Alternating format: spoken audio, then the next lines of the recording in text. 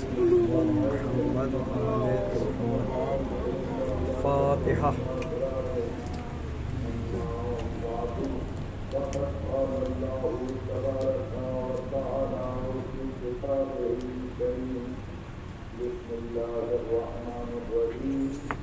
اعوذ باللہ من الشیطان الرجیم. بسم اللہ الرحمن الرحیم. الحمد للہ رب العالمین، والصلاة والسلام علی سید الانبیاء والمرسلین، خاتم النبیین، جد الحسن والحسین، ابی القاسم مصطفیٰ محمد، واہل بیت الطیبین الطاہرین المعصومین المظلومین، ولعنۃ اللہ علی اعدائہم اجمعین. اما بعد، فقد قال رسول اللہ صلی اللہ علیہ وآلہ وسلم: بسم اللہ الرحمن الرحیم. زینوا مجالسکم بذکر علی ابن ابی طالب لأن ذکرہ ذکری ذکری ذکر اللہ و ذکر اللہ العباد. صلوات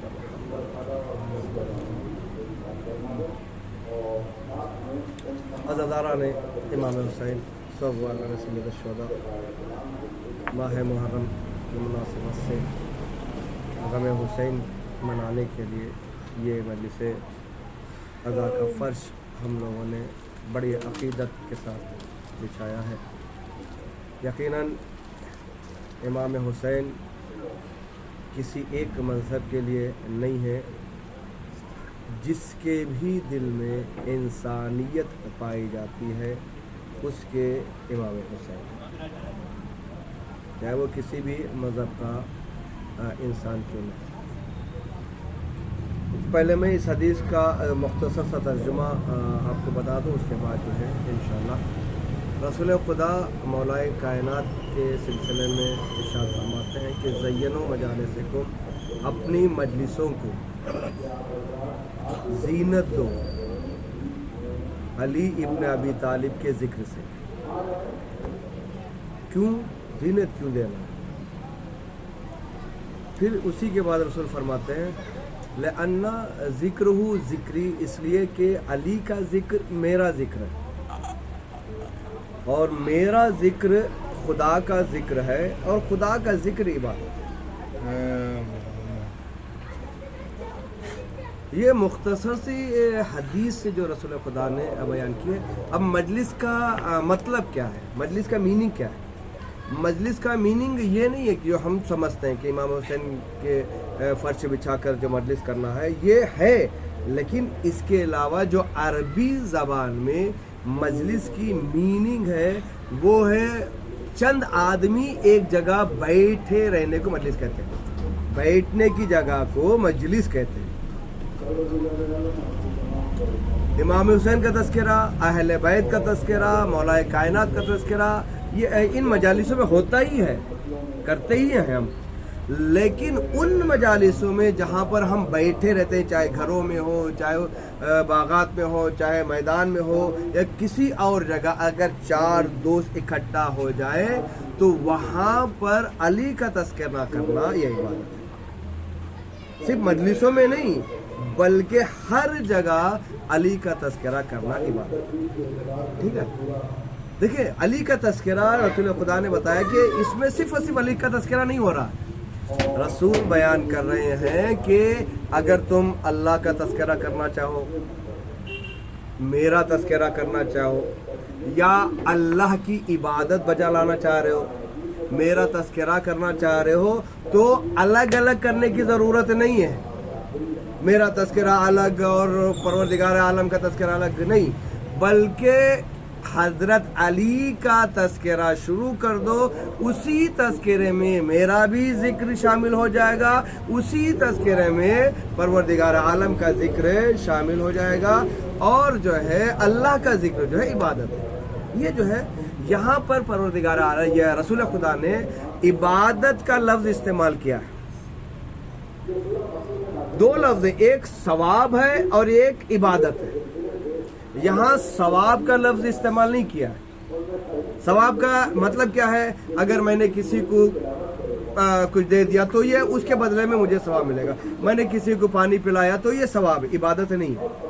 یا میں نے کھانا کھلا دیا محرم یا کسی اور جگہ پہ جا کر کھانا کھلا دیا، یا میں نے کیا کہتے ہیں یتیموں کی تیمارداری کر دی، یہ ثواب عبادت نہیں ہے۔ عبادت اس سے کہتے ہیں جو مخصوص ہے اللہ کے لیے، جیسے نماز ہے، نماز ثواب نہیں ہے، نماز عبادت ہے۔ روزہ ثواب نہیں ہے، روزہ کر رکھنا عبادت ہے، یہ مخصوص ہے اللہ کے لیے۔ اور اللہ کی اس صفت میں رسول خدا نے مولا کائنات کو شامل کیا۔ مولا کا تذکرہ ثواب بھی ہے لیکن عبادت بھی ہے، یعنی ہم اللہ کی بھی عبادت کر رہے ہیں اور رسول کی بھی عبادت کر رہے ہیں۔ ٹھیک ہے، اس دنیا میں بہت ساری چیزیں ہیں جن کی طرف دیکھنا عبادت ہے، جن کی طرف دیکھنا عبادت ہے۔ ایک ہے خانہ کعبہ، اس کی طرف دیکھنا عبادت ہے۔ دوسرا ہے قرآن مجید، اس کی طرف دیکھنا عبادت ہے۔ تیسرا ہے علی کا چہرہ، علی کی صورت، یہ دیکھنا عبادت ہے۔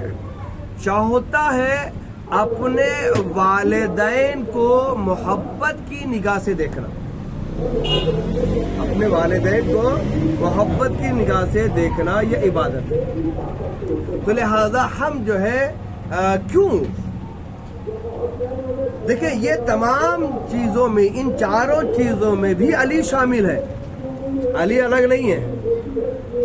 خانہ کعبہ کی طرف اس وقت دیکھنا عبادت جب علی کی ولادت ہوئی، ولادت کے بعد خانہ کعبہ، کعبہ جو ہے خانہ کعبہ بنا ہے نا، یعنی جس کی طرف قبلہ بنا، جس کے ہم عبادت کرتے ہیں، علی کی ولادت کے بعد۔ ٹھیک ہے، یعنی علی کی ولادت سے پہلے بیت المقدس ہمارا قبلہ تھا، علی کی ولادت کے بعد بیت المقدس سے ہٹ کر خانہ کعبہ کو ہم نے قبلہ بنایا، رسول خدا کے حکم سے، رسول خدا وحی کے اعتبار سے۔ دوسرا ہے کہ قرآن کو دیکھنا کیوں عبادت ہے؟ اس لیے کہ پورا قرآن مولا کائنات کی مدح کر رہا ہے، ظاہراً قرآن میں مولا کائنات کا نام نہیں ہے، علی ولی اللہ نہیں ہے، علی نہیں ہے، لیکن پورا قرآن اللہ کے ساتھ ساتھ مولا کائنات کی عبادت کر رہا ہے، یعنی صفات مولا کائنات قرآن مجید میں جمع ہے۔ ابن عباس رسول خدا کے چاچا اور ان کے بھی چچا، ابن عباس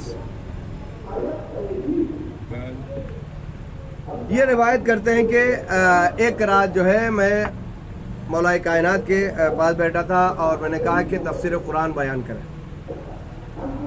مولا کائنات نے رات میں تفسیر بیان کرنا شروع کیا، یہاں تک کہ پوری رات گزر گئی، صبح صادق نمودار ہوئی، اذان کا وقت ہو گیا، تفسیر قرآن ختم نہیں ہوئی۔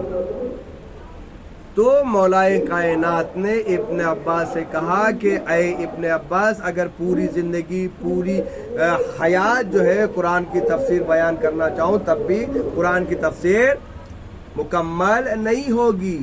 مختصر یہ سمجھ لو کہ جو کچھ پورے قرآن میں ہے، جو کچھ پورے قرآن میں ہے وہ سب کا سب سورہ الحمد میں ہے،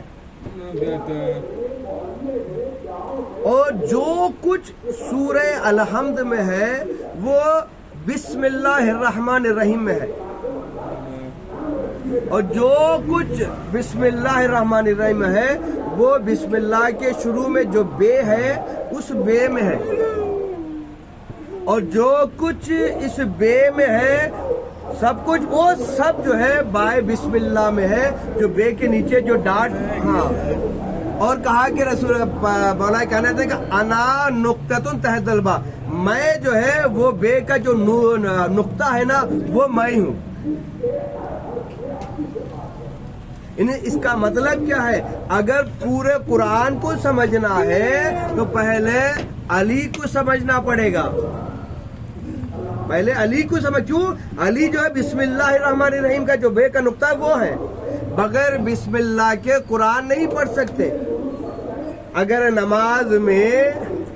नमाज में हम अलहम्द को बगैर बिस्मिल्लाह के पढ़े तो नमाज मुकम्मल नहीं है, नमाज बातिल है। क्यों? जरूरी है, वाजिब है बिस्मिल्लाहिर्रहमानिर्रहीम का पढ़ना। दो दुश्मने हैदर हैं, वो बिस्मिल्लाह नमाज में नहीं पढ़ते। जो नमाज में बिस्मिल्लाह नहीं पढ़ते, एक तो उनकी दुश्मनी जाहिर हो रही है और मौलाए कायनात से नफरतें जाहिर हो रही है। ठीक है, ये जो है कुरान मजीद का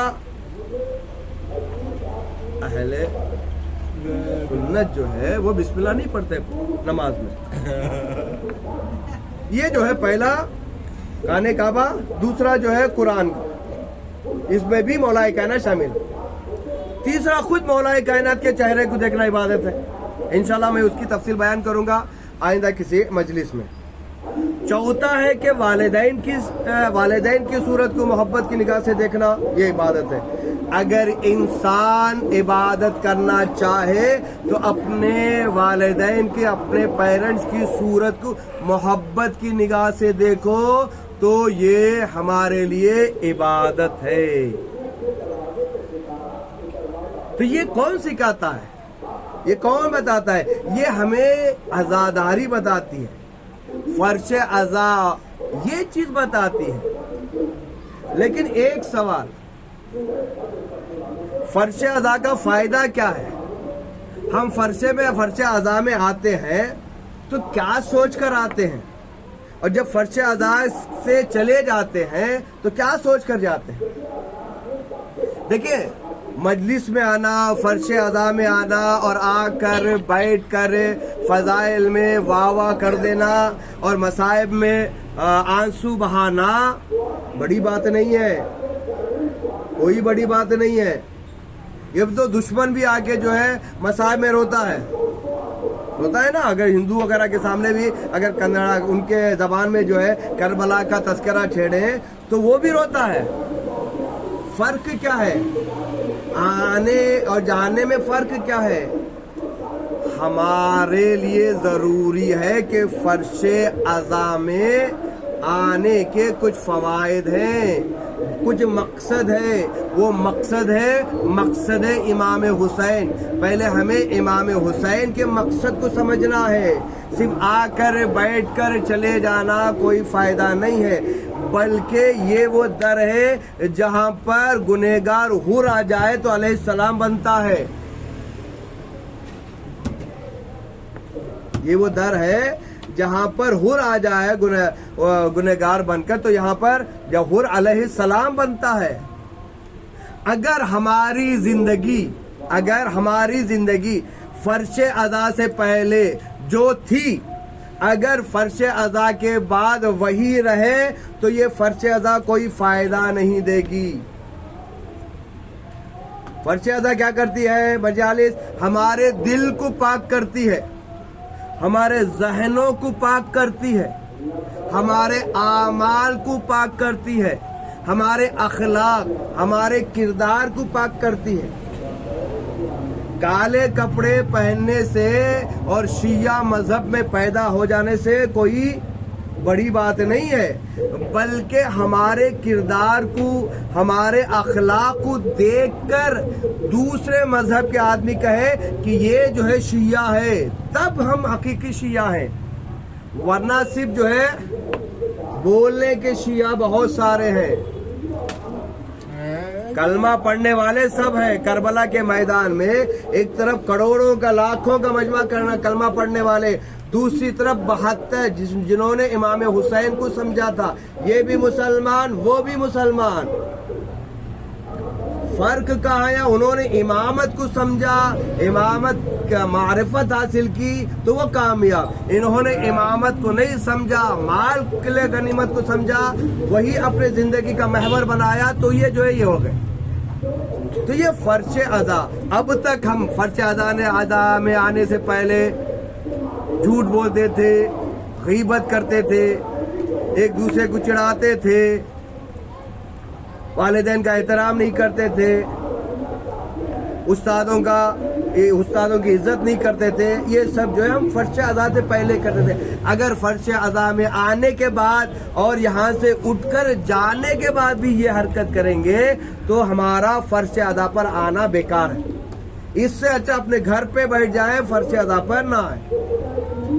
ایک مثال دوں یہ فرش ادا کی کہ سبزی، یعنی کیا فضیلت ہے فرش ادا کی۔ سبزی تولتے وقت اگر سبزی کے اوپر مکھی اگر بیٹھ جائے، کوئی مکھی آ کر بیٹھ جائے تو کچھ فرق پڑے گا؟ کچھ فرق پڑے گا؟ تولنے میں کچھ فرق پڑے گا؟ اس میں جو ہے کچھ نکالیں گے؟ نہیں نکالیں گے نا۔ چلو بھائی کتنا وزن ہے مکھی کا؟ کچھ بھی نہیں ہے۔ اور اگر یہی مکھی، یا میں اس کو لفظ مکھی کے بجائے جو ہے شہد کر دوں، میں شہد کی مکھی، تاکہ ایک جو ہے مثال مضبوط ہو جائے۔ اگر اسی مکھی کو سونے کا جو ترازو ہوتا ہے جس میں سونا تولا جاتا ہے، اگر اس پر بیٹھ جائے، اسے ہٹائیں گے کہ رکھیں گے؟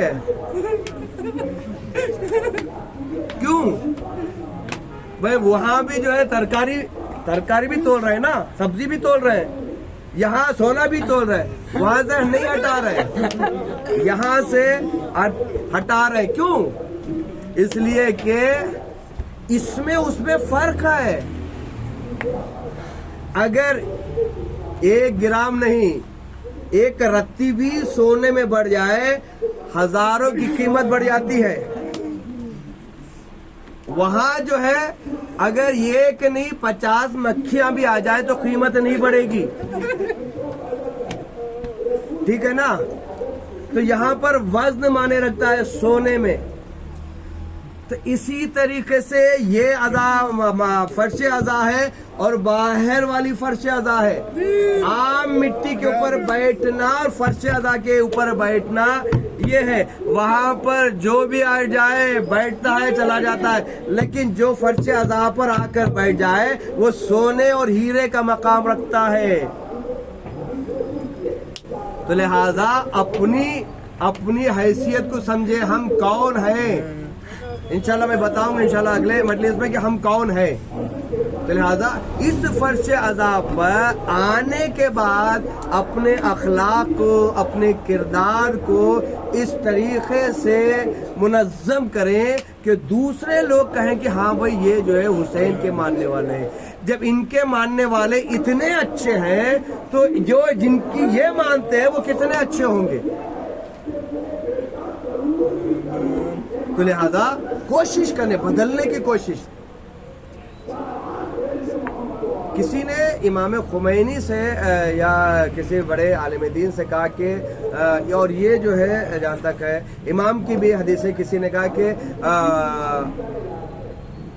آپ کے عزادار جو ہے بے نماز، آپ کے چاہنے والے، امام سے شاید کہا ہے، آپ کے چاہنے والے بے نمازی ہوتے ہیں۔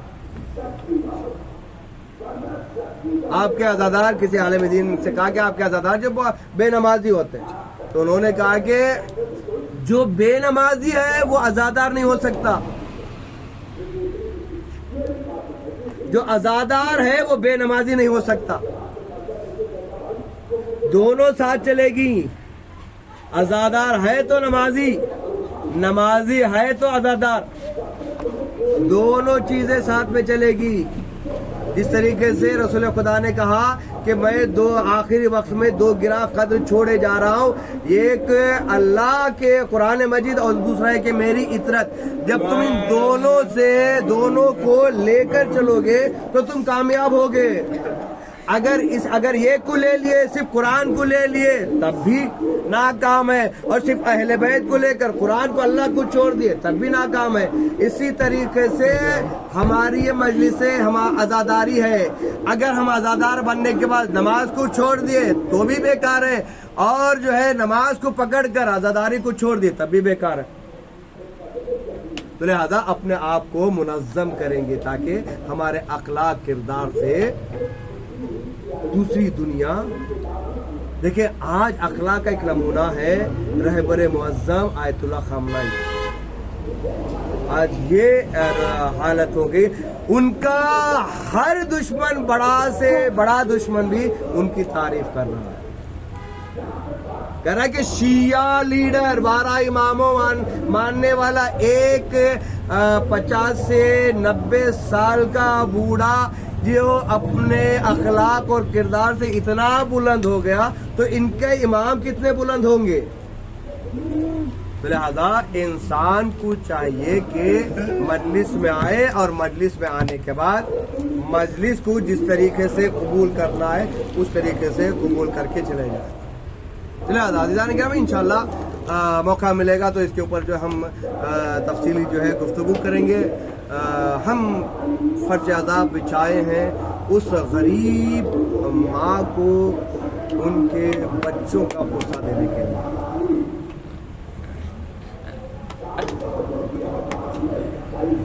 کہ جن کو 3 دن کا بھوکا اور 3 دن کا پیاسا کربلا کی جلتی ہوئی زمین پر بے گور و کفن لاشا پڑا ہوا ہے، اور ان کو امام حسین کو، اصحاب حسین، اقربائے امام حسین کو 3 دن کا بھوکا پیاسا شہید کیا۔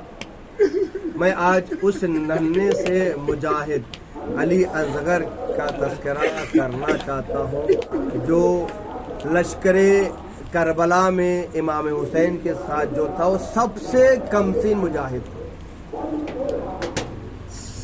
سب رشتہ دار، سب اقربا، سب انصار جب شہید ہو گئے تو میرا آقا امام حسین یکو تنہا رہ گیا اور اتنا غریب ہو گیا، امام کی غربت کو، امام کی بے کسی کو سمجھے کہ امام اپنی مدد کے لیے آواز بلند کر رہا ہے، حل من ناصر ینصرنا، حل من مغیث یغیثنا، ہے کوئی جو میری مدد کے لیے۔ اس وقت جناب علی اصغر جو 3 دن کے بھوکے تھے، 3 دن کے پیاسے تھے، خیمے میں جھولے میں لیٹے ہوئے تھے، جیسے ہی اپنے بابا کی آواز کو سنا اور سننے کے بعد اپنے آپ کو جھولے سے گرایا، خیمے میں کوہرام برپا ہوا۔ امام حسین خیمے میں آئے اور کہا، اے بہن زینب، تیرا بھائی ابھی زندہ ہے، رونے کی کیا بات ہے؟ جناب زینب نے کہا، بھیا تمہاری آواز استغاثہ اتنی دردناک تھی کہ علی اصغر نے اپنے آپ کو جھولے سے گرا دیا۔ ایک مرتبہ امام حسین نے کہا، علی اصغر کو میرے ہاتھوں میں دے دو، میں علی اصغر کا مقصد سمجھ لیا ہوں۔ جناب زینب علی اصغر کو امام حسین کے حوالے کرنا چاہتی تھی۔ مادر علی اصغر جناب رباب آگے بڑھی اور آگے بڑھنے کے بعد کہا، اے شہزادی زینب، مجھے میرے لال کو کچھ لمحوں کے لیے مجھے دے دے۔ ایک مرتبہ جناب زینب نے مادر علی اصغر کو جناب رباب کے ہاتھوں میں دیا۔ ایک مرتبہ جناب رباب اپنے ہاتھوں میں لے کر علی اصغر خیمے میں گئی اور ایک مرتبہ چٹائی پر، ایک مرتبہ فرش پر لٹایا اور صندوق کھولا اور ایک نیا چھوٹا سا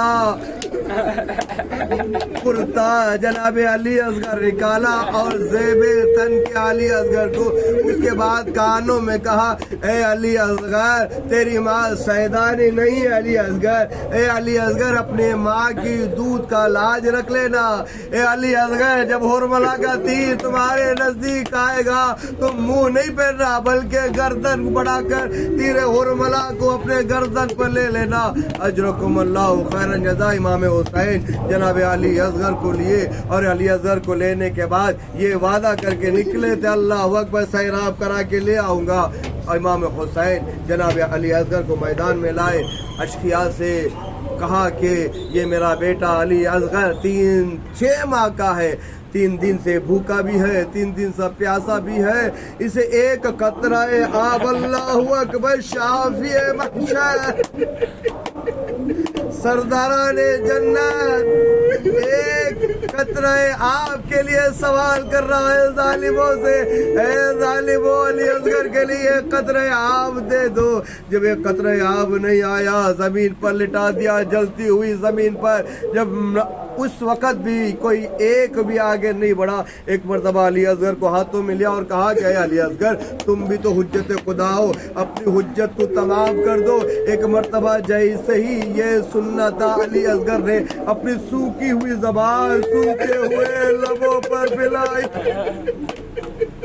उधर उम्र साज गायना आयना हुरमला कलाम हुसैन, हुरमला कहा है हुसैन के कलाम को कदा कर दे। हुरमला पता है आपको कौन है? हुरमला एक अरब का ऐसा तीर अंदाज था, अगर लोहे की दीवार अगर दरमियान में रख दिया जाता और इससे कहता कि लोहे की दीवार पर तीर चलाओ, तो इतना ताकत वो तीर चलाता था कि लोहे की दीवार टूट जाती थी, सुराख करके तीर बाहर निकल जाता था। उसको लाए हैं 6 माह के अली असगर के मुकाबले में। अल्लाह अकबर। और मौला ने अपने कमान में 3 चौबा तीर को रखा और अली असगर के गर्दन का नजारा लेकर सर चलाया। सनसनाता हुआ तीर अली असगर के करीब गया। अली असगर ये मंजर देख रहे थे, तीर मेरे करीब आ रहा है, तीर मेरे करीब आ रहा है। जैसे ही अली असगर के करीब तीर आया, अली असगर ने बाप के हाथों को होठों से बुलंद हुआ, अपनी गर्दन को तीर के मुकाबले में ले आए। अली असगर की गर्दन और का तीर। जज़ाकुमुल्लाहु खैरन जज़ा। खुदा आपको कोई गम न दे सिवाय मज़लूम करबला के। एक मरतबा अली असगर भी शहीद हो गए। अली असगर का लाशा लेकर हुसैन खैमे की तरफ जाते हैं, लेकिन कुछ सोच के खड़े हो जाते, क्या जवाब दूंगा मैं? रुबाब को क्या जवाब दूंगा? सकीना को क्या जवाब दूंगा? ताकत नहीं है मौला में कि वो खैमे में अली असगर के लाशे को ले जाए। एक मरतबा एक अमल के 7 मरतबा आगे गए। इन्ना लिल्लाहि व इन्ना इलैहि राजिऊन। 7 मरतबा पीछे आए। एक मरतबा पूरी कुव्वत को जमा करके खैमे तक पहुंचे और कहा, ए मादर अली असगर को ले आया हूँ। जज़ाकुमुल्लाहु खैरन जज़ा। जिन जिन के घरों में बच्चियाँ हैं, परवरदिगार उन बच्चियों को सलामत रखे, उनके औलादों को सलामत रखे। वालिदैन आपकी जिन जिन की गोदियाँ हरी है, उनके बच्चों को तरबियत नेक तरबियत अता फरमा, और जिनकी गोदियाँ भरी नहीं है अली असगर के सदक़े में परवरदिगार उनकी गोदियों को भर दे। अल्लाहु अकबर। एक मरतबा जैसे ही ये आवाज़ इमाम हुसैन ने बुलंद की कि ऐ मादर अली असगर, हमने कभी आपने तजुर्बा किया होगा, जब वालिद जो है घर के बाहर चला जाता है और कुछ दिनों के बाद आता है और आने के बाद खटखटाकर आवाज देता है, तो बड़ों से पहले छोटी छोटी बच्चियां दौड़ी हुई आती है कि मेरे अब्बू आ गए, मेरे अब्बू आ गए। जैसे ही इमाम हुसैन ने कहा, ए मादर अली असगर को ले आया हो। अरे असगर की माँ से पहले जनाब सकीना दौड़ी हुई आई और कहने लगी, बाबा अली असगर को सैराब कर लाए, लेकिन मैं अभी प्यासी हूँ।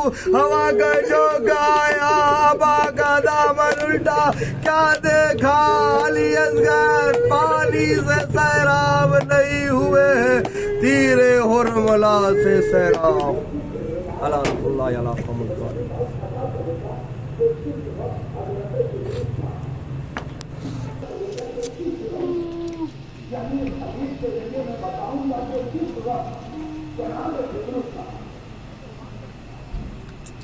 साढ़े 9 शुरू कर दी, 9:30 शुरू कर दी, 25 मिनट। कितना वाक़ा पड़ेगा।